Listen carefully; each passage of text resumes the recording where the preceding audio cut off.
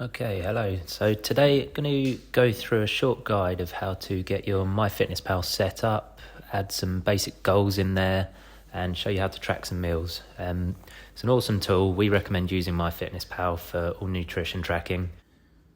I'm going to show you, if you've been on our website and used the Calorie Calculator, I'll show you how to input those targets that you've been given, the recommended calorie intake, the macros including fat, protein and carbohydrates. If you haven't used our calorie calculator, then I'll put the link in the bio below.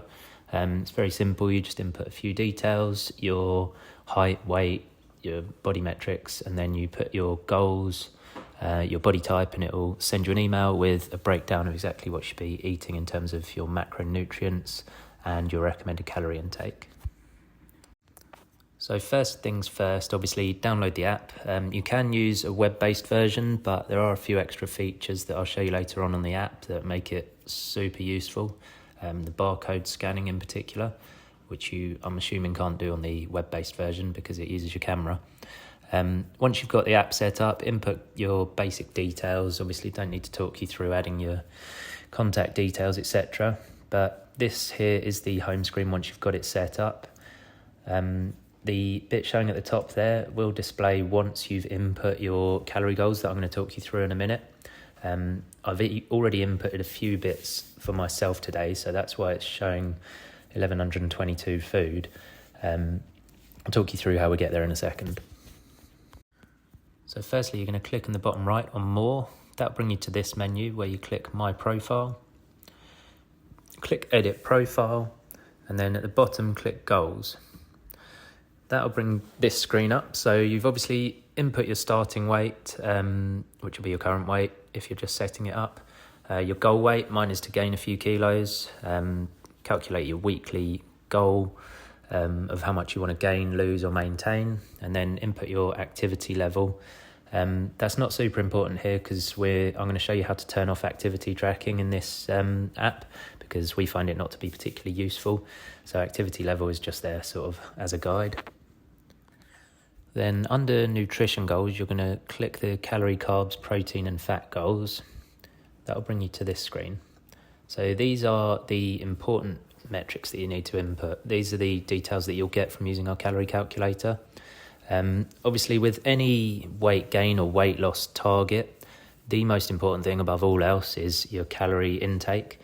If you're in a deficit, simply put, you'll lose weight over time, and if you're in a surplus, then you will gain weight over time. Secondary to hitting the calorie target is hitting your protein target, and after that we'll try and hit the fat and carbohydrate targets. So now you're going to adjust these numbers, obviously input the calories that our calculator has told you, and then to adjust the percentages of the macronutrients, you're going to click on one of those and it will bring this up. You can only adjust in 5% increments, and obviously the calculator might have told you maybe 47% carbs, 33% protein or whatever.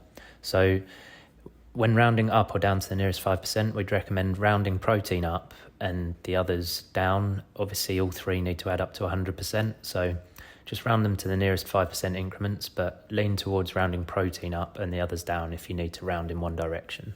If you do decide to upgrade to their Pro version, I think it's about £15 a month, so it's not cheap. Then you can, it unlocks loads more features, but one of them here you can input in grams instead of percentages, obviously meaning you can be a bit more accurate with your exact target. Then go back, you can click on nutrient goals here. These are pre-populated based on recommended daily allowances. I haven't changed anything on here. If you want to really get down into the semantics of hitting each micronutrient, then you can do. Okay, now I'm going to take you through adding some meals. So if you go back to the home screen, click on this top bar here where it says calories remaining and then has your goal, your food, your exercise and the remaining. That will bring up this. So this is the meals that you've inputted or are yet to input for the day, broken down in breakfast, lunch, dinner and snacks. I have already added my breakfast here to show you how that shows up. Had a bagel with peanut butter and jam for breakfast. As you can see, only 15 grams of peanut butter is loaded with calories, 92 calories in that. It is good calories. You're getting good fat in there and some protein, but if you're on a weight loss target, then peanut butter is definitely one to watch out for.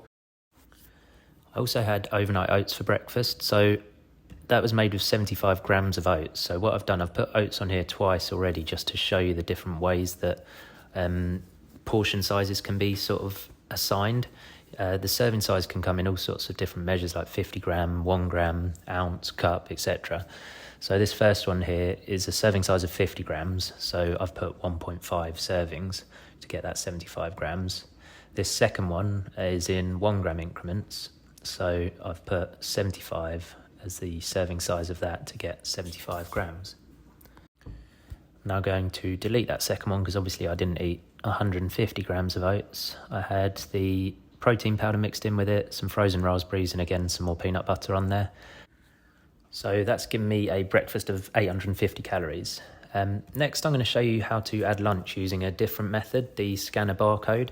This, in my opinion, is one of the best features of MyFitnessPal. It can save you so much time. Any item you buy in a supermarket that has a barcode on it, odds are it's on here.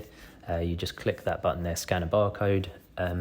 It will open up your camera app and you scan the barcode and it adds all the nutritional information into MyFitnessPal for you. What we offer is a recipe book with loads of healthy recipes with the calorie breakdown, with the fats, proteins and carbohydrates on there with a barcode next to each recipe. So you can just scan that barcode and it'll add the recipe into MyFitnessPal with those breakdowns already in there. I'll pop the link below to a free download of one of the recipe books, and then I'll also put the link to subscribe. So if you want one of those recipe books sent to you by email every month, then you can just sign up for £5 a month and you'll get one sent to you. So to add this, you click that scanner barcode.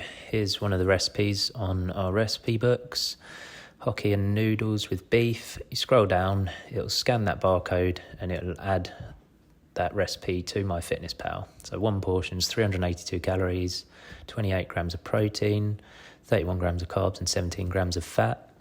If you scroll down, you can see that all broken down. Click the tick in the top right and that'll add that as your lunch.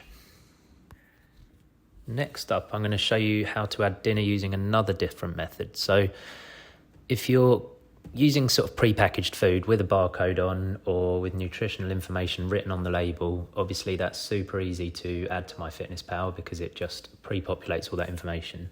If you're making a recipe from scratch, however, let's say a stir fry, which is the example I'm going to show you in a second, that's obviously a bit more complicated because you've got your broccoli, your green beans, your noodles, all the different things that make up the sauce. All of those individual components will be already in MyFitnessPal, so you can just search for each one of those, click on it, choose the serving size, and it will add the macro and calorie breakdowns in there for you. But obviously each time you make a recipe, you don't necessarily want to go through and add each individual item. So I'm going to show you here how to make a recipe of your own. So you click on My Meals here, click Create a Meal. I've created this one earlier rather than doing it from scratch on the video, this tofu stir fry.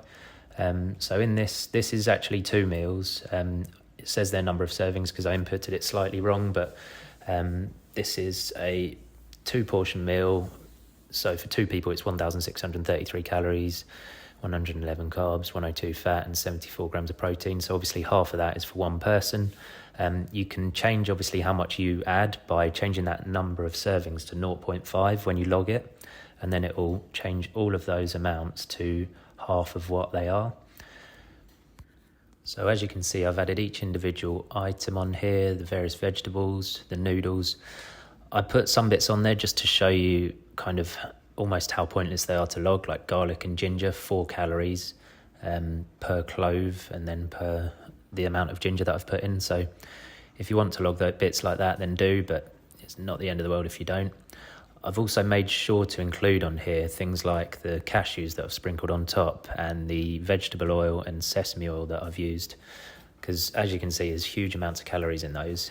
I put a lot of peanut butter in the sauce as well. So if you're on a weight loss goal, for example, and you're under logging the amount of peanut butter you use, and then you just think, oh, I'm only cooking with the oil, so I won't include it. So you miss that off. That's a lot of calories you've just missed out. From one portion, you could be underestimating by about 300 calories, let's say. If you did that on one meal a day over the course of a week, you're making up almost a day's worth of calories just in missed calories from something like oil. So don't cheat yourself. Make sure you're logging everything like that truthfully. It will really help. Then to log that you've eaten that, click the tick in the top right and it'll add it to what you had for dinner. Now you can see at the top my food for the day so far, 2,049. This isn't obviously really what I've eaten. The breakfast was accurate, but the other bits were just to show you an example of how to add different things. But as you can see, this is super useful now. So let's say this is realistic. At the end of the day, I can see that I've got another 1,500 calories to make up. That's a huge amount still to make up. So I know that I want to have had, let's say, a protein shake mid-morning, maybe another snack that make up 400 or 500 calories. Then another snack in the afternoon, probably would go with a protein shake again. I use Huel because it's very calorie dense. It's about 400 calories per 2 scoops. And you get, I think, 40 grams of protein as well. Then after dinner, I might have another snack, such as like a protein yogurt, maybe some chocolate. And altogether, those extra bits might bring me up to hit that calorie goal. Now, the other bit you can see up here on this top bar is exercise. It's got 2 on there, as in 2 calories that I've burned from exercise, because prior to recording this video, I hadn't turned off activity tracking. So it was using my iPhone to track my steps. I'll show you now how to turn that off. So you just click more on the bottom right. You go to steps and just change that to don't track steps. Now it'll stop doing that and it won't show, and automatically it won't show any calories burned. You can still input activity here by clicking exercise. But we actually recommend not using MyFitnessPal at all to track activity, because if you've used a calorie calculator like ours, you've already input your anticipated exercise and activity levels. So what that's done is incorporated that into your recommended calorie intake. So if you then log your exercise through MyFitnessPal as well, it'll add more calories to that exercise number up the top, and your goal on the right hand side after the equal sign will increase, because it will be asking you to make up those calories that you've used in exercise. But like I said, you've already incorporated that in our calorie calculator. So just to make life way simpler, we recommend not using activity tracking in MyFitnessPal at all, and just use the figure that a calorie calculator like ours has given you. So that's the basic features that we recommend everyone using on a daily basis with MyFitnessPal. As you can see, super easy, especially once you get to grips with it and you've added your sort of common recipes that you cook. It's just a case of clicking add. You don't have to go through and add all the ingredients regularly. To sort of summarize, if you click up here on the top on calories, you can then scroll across the different tabs up here, macros. That will show you a breakdown of where your calories have come from for the day and compare it to your goal. Click on nutrients and it will give you a breakdown of the micronutrients you've had for the day, and click over on calories and obviously you'll see the calorie breakdown of which meals have made up how many calories. My lunch was super low calorie, you can see here today. So as I'm on a weight gain goal, I would look to up the calories I'm getting from lunch. And as I said earlier, I would incorporate a lot more snacks through the day as well. Hopefully you've found this video useful. As I said, we do recommend using MyFitnessPal on a daily basis, whatever your goal. It really makes it easy to hold yourself accountable with your nutrition. If you did find it useful, please hit subscribe below and visit our website to check out the other resources that we've got on offer.